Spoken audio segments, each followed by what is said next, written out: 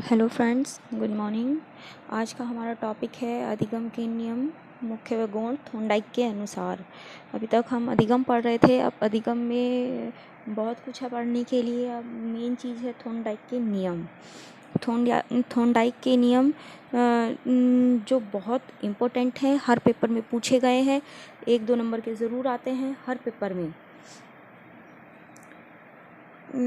मुख्य नियम 3 हैं और गौण नियम 5 हैं। हम आज इसी पर डिस्कशन करेंगे।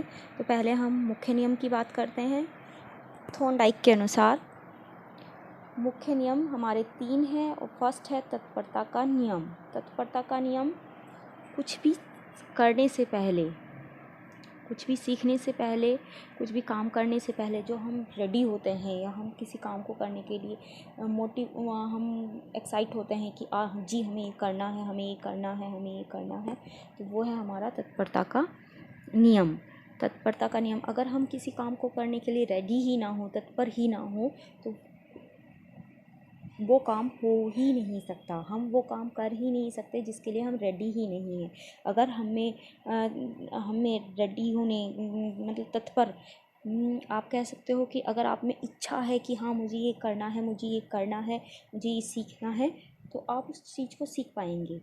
तो आप तत्पर हो रहे हो कि मुझे ये सीखना है। जैसे कि अगर मैं कहूँ कि जी मुझे खाना बनाना सीखना है, मुझे खाना बनाना सीखना है, मुझे इंटरेस्ट है, मुझे सीखना है सीखना, तो मैं तत्पर हूँ कि मैं खाना बनाना सीख पाऊँगी। तभी तो सीख पाऊँगी जब मैं तत्पर होंगी, मुझ में इच्छा होगी। तो फर्स्ट है हमारा तत्परता का नियम। सेकंड, अभ्यास का नियम। अभ्यास का नियम, सेकंड नियम अभ्यास का नियम। अभ्यास का नियम, किसी चीज़ को जब हम बार बार लर्न करते हैं, सीखते हैं, बार बार उसी चीज़ को सीखते हैं, तो क्या होता है, अभ्यास के थ्रू हमें चीज़ याद हो जाती है। किसी चीज़ देखा होगा आपने, जब छोटे बच्चे पढ़ते हैं ना नर्सरी केजी में, तो मैडम ABCD पूरे साल ABCD ही पढ़ाती हैं। प्री क्लास छोटे बच्चों को, नर्सरी के क्लास के बच्चों को ABCD, ए से एप्पल, B से बॉल, क्या है, अभ्यास का नियम। उससे वो याद कर लेते हैं, अच्छे से याद कर लेते हैं, और वो भूलेंगे नहीं उसको, कभी भी नहीं भूलेंगे। अब अभी आपको कह दो कि आपको ABCD आती है, आपने नर्सरी में पढ़ी थी, आती है आपको, तो आप सुना दोगे, क्योंकि आपको इतना अभ्यास करा दिया गया था उस टाइम पे कि वो आप लाइफ टाइम कभी नहीं भूलेंगे। थर्ड है हमारा प्रभाव का नियम। प्रभाव के नियम को हम परिणाम या संतोष का नियम भी कहते हैं। कुछ जगह में इसे परिणाम और कुछ जगह पे इसे संतोष का नियम भी कहते हैं।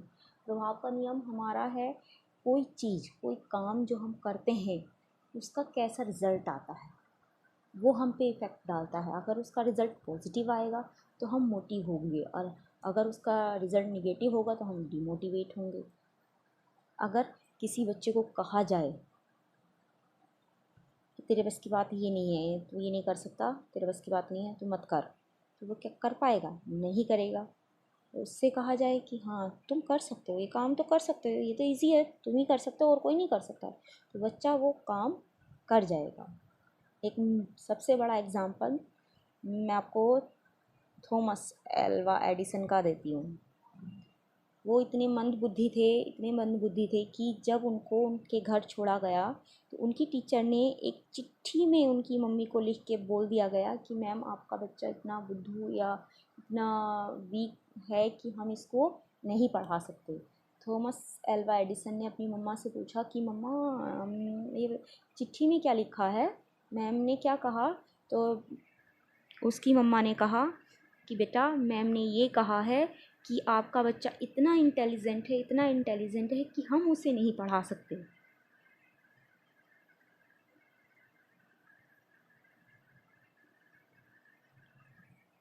तो वो क्या था? प्रभाव का नियम था। एक पॉजिटिविटी हमारी तरफ आई कि हाँ हम कुछ कर सकते हैं, हम कुछ कर सकते हैं, तो वो था हमारा प्रभाव का नियम। ये 3 मेन इम्पोर्टेंट नियम है। जैसे कुछ जगह संतोष का और परिणाम का नियम कहते हैं। जैसे कि बच्चों को प्राइज़ दिया जाता है ना, तो क्या होता है, वो भी तो प्रभाव होता है। हम अच्छे नंबर लाए हैं, हमारा प्रभाव, तो हम आगे को अच्छा पढ़ेंगे। हमारी फर्स्ट डिवीज़न आई है तो आगे भी फर्स्ट डिवीज़न रहनी चाहिए बच्चे।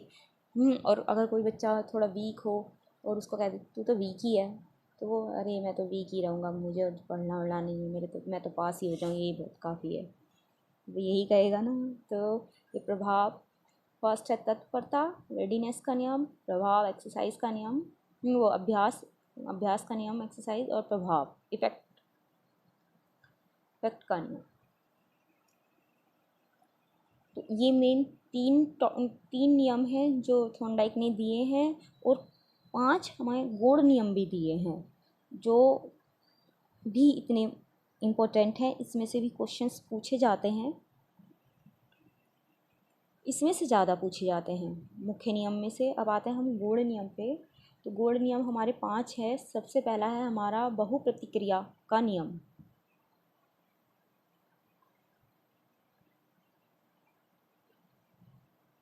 बहुप्रतिक्रिया का नियम जो थॉर्नडाइक ने बिल्ली पर किया था कि वो उस लिविक को दबाती रहती है और वो मछली के पास पहुंच जाती है। तो वो क्या था हमारा बहुप्रतिक्रिया का नियम, कि हम बार बार किसी क्रिया को करते रहेंगे तो एक बार हम ज़रूर सक्सेस हो जाएंगे।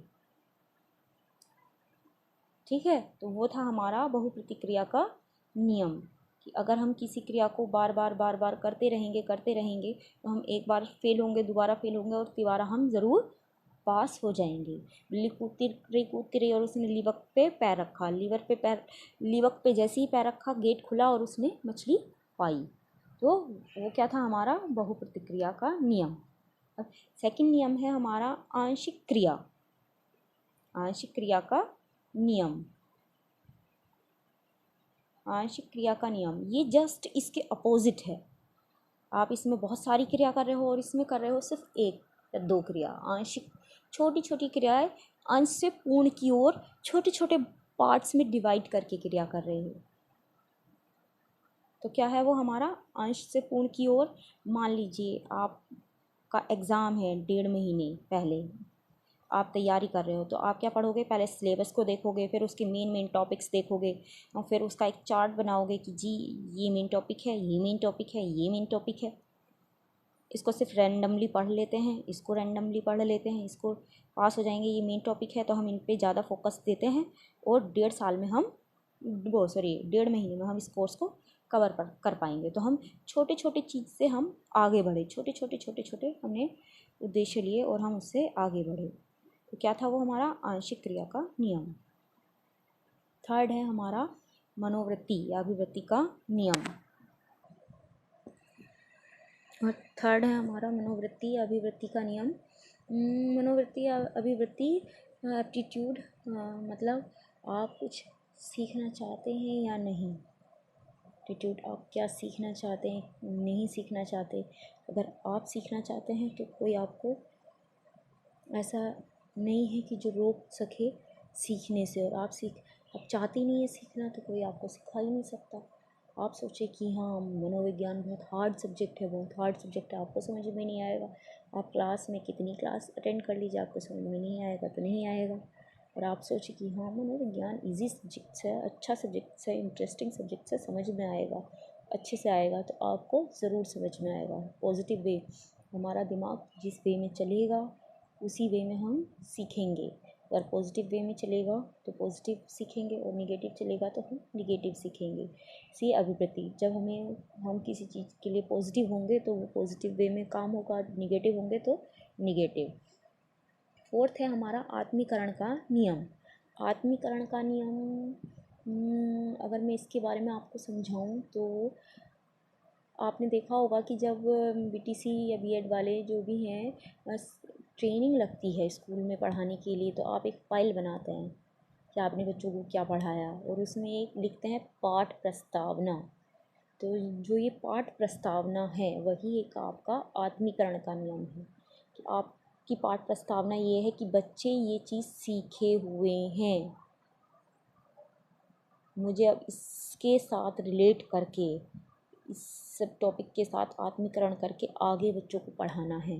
तो वो है हमारा आत्मीकरण का नियम, उस पीछे की नॉलेज को आत्मसात करना और आगे बढ़ाना उसको, वो है हमारा आत्मीकरण का नियम। फिफ्थ टॉपिक है हमारा सहचार्य परिवर्तन का नियम। सहचार्य परिवर्तन का नियम ये इम्पोर्टेंट है और ये कई बार पूछा भी गया है। सहचार्य नियम किसी एक परिस्थिति में किया गया आपका जो भी रिएक्शन होता है, वही सेम रिएक्शन अगर आप सेम दूसरी उसी तरह की सेम परिस्थिति में करते हो तो वो आपका क्या कहलाता है? सहचार्य परिवर्तन का नियम, सहचार्य नियम। ये इम्पोर्टेंट है, ये पूछा गया है कई बार। और ये थॉर्नडाइक के नियम इम्पोर्टेंट है, वेरी इम्पोर्टेंट है। आप इनको अच्छे से पढ़िए और आई होप कि आपको मेरा वीडियो पसंद आया है। अगर पसंद आया हो तो प्लीज़ लाइक कीजिए, सब्सक्राइब कीजिए और कमेंट्स कीजिए। Thank you.